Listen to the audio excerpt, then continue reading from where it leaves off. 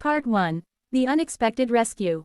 The Saturday morning sun cast a warm glow across Maplewood Park, where families gathered to enjoy the first truly beautiful weekend of spring. Children laughed as they raced across the playground, couples strolled beneath blooming trees, and the gentle breeze carried the scent of fresh grass and flowers. Ethan Brooks sat on a weathered wooden bench, smiling as he watched his 8-year-old son, Noah, kick a soccer ball across the open field. Since losing his wife 3 years earlier, weekends like these had become sacred.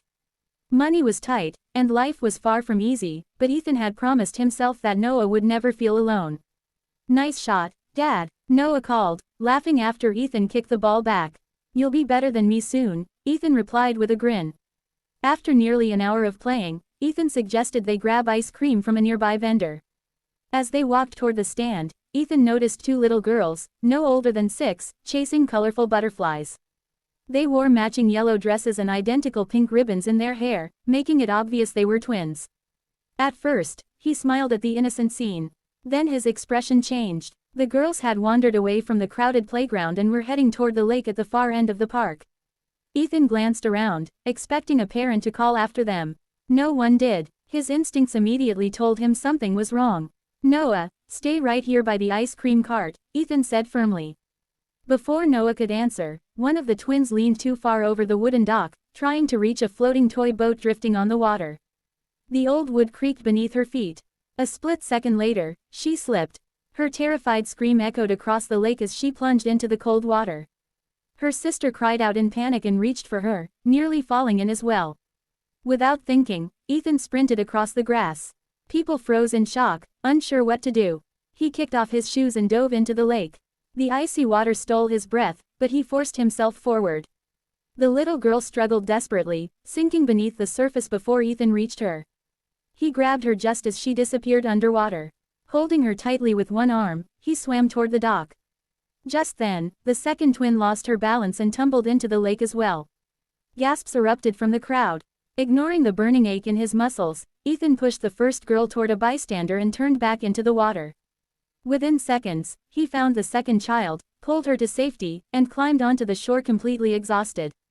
The twins coughed, cried, and clung to each other as paramedics rushed in. Sirens echoed through the park. Moments later, several sleek black SUVs screeched to a stop near the entrance. Security guards jumped out first, followed by a tall woman dressed in an elegant navy business suit. Tears streamed down her face as she ran toward the twins. "My babies," she cried, wrapping both girls in a desperate embrace. Then she slowly turned toward the soaked stranger who had saved them. The color drained from her face.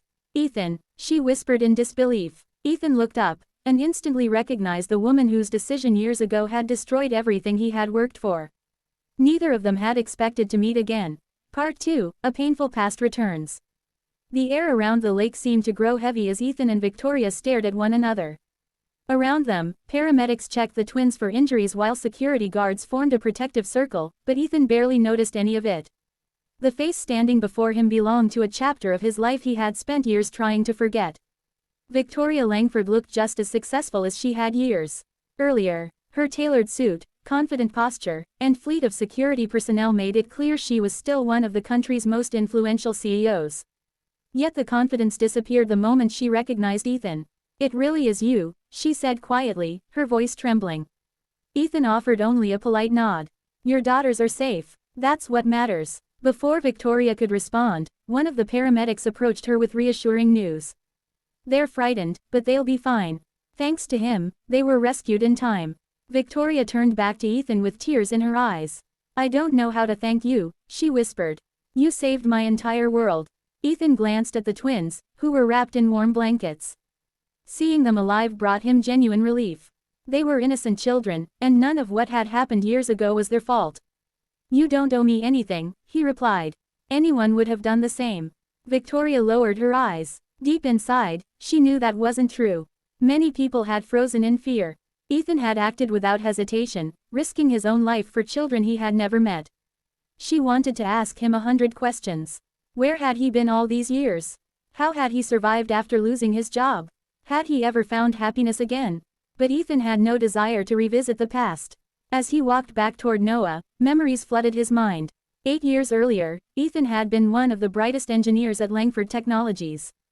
He had devoted countless nights to developing a revolutionary energy system that could transform the company. Promotion seemed certain. Then everything changed. During a board meeting, senior executives accused him of stealing confidential research and leaking company secrets to a competitor. Forged emails and fabricated financial records appeared convincing. Before Ethan could defend himself, Victoria accepted the evidence placed before her. "We can't keep someone we can't trust," she had said. Those words ended his career. No company wanted to hire an engineer accused of corporate theft.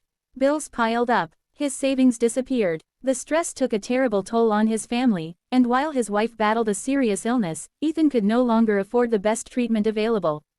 Before she passed away, she held his hand and made him promise something. "Don't let hatred raise our son," she had whispered. "Teach him kindness, even when life isn't kind." That promise had carried Ethan through his darkest years. Now, standing only a few steps from the woman whose decision had shattered his future, he felt anger trying to return. But he remembered his wife's final words. He simply took No's hand. "Come on, buddy," he said softly. "Let's go home." Victoria watched him walk away, her heart growing heavier with every step he took. For the first time in years, she questioned whether the biggest mistake of her career had not been a failed business deal, but the day she chose to believe accusations instead of the man who had just proven the true strength of his character. Part 3, the truth finally comes out.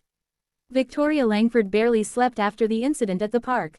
Every time she closed her eyes, she saw Ethan diving into the freezing water without a second thought.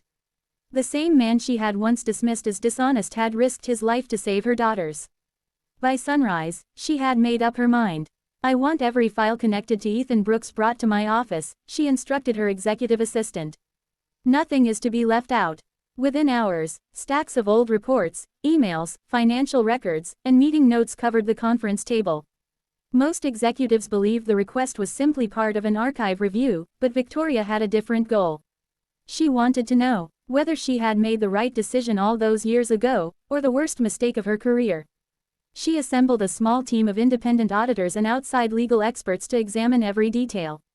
Unlike the original investigation, no department heads who had handled Ethan's case were allowed to influence the review. As the days passed, troubling inconsistencies began to appear. Several email records had been altered. Security logs showed that Ethan had never entered the restricted laboratory on the night he was accused of stealing confidential data. Even more shocking, financial transfers linked to the alleged leak pointed toward another senior executive instead. The deeper the investigators looked, the clearer the truth became. A former information technology manager finally came forward with a confession. "I tried to report it years ago," he admitted. "But I was told to stay quiet if I wanted to keep my job." He revealed that a powerful executive, Richard Coleman, had orchestrated the entire scheme. Ethan's groundbreaking research had threatened Coleman's influence within the company, so he forged evidence, manipulated electronic records, and convinced others to support the false accusations. Victoria felt physically ill. She remembered Ethan standing silently in the boardroom, trying to explain himself while she dismissed his words in favor of documents that now proved to be fabricated. "I never gave him a fair chance," she whispered. The investigation ended with undeniable proof of Ethan's innocence. Richard Coleman and several accomplices were immediately suspended, and legal proceedings were launched against them for fraud, conspiracy, and corporate misconduct. Yet exposing the truth did little to ease Victoria's guilt. She asked her assistant to locate Ethan's address. A few days later, Victoria arrived at the modest home where Ethan lived with Noah. It was a small house with peeling paint and a well-kept garden, simple but filled with warmth. When Ethan opened the door, surprise crossed his face. Victoria stood quietly for a moment before speaking. "I came to tell you something I should have said years ago." She lowered her head. "I'm sorry." She handed him a folder containing the investigation's findings, proving his innocence beyond any doubt. "I believed lies," she said, her voice breaking. "Because of my decision, you lost your career, your reputation, and years of your life. I can't erase that pain, but I will spend the rest of my career making sure the truth is known." Ethan looked through the documents in silence. For the first time in years, the burden of being falsely accused had finally been lifted. But forgiveness would take far longer than proving the truth.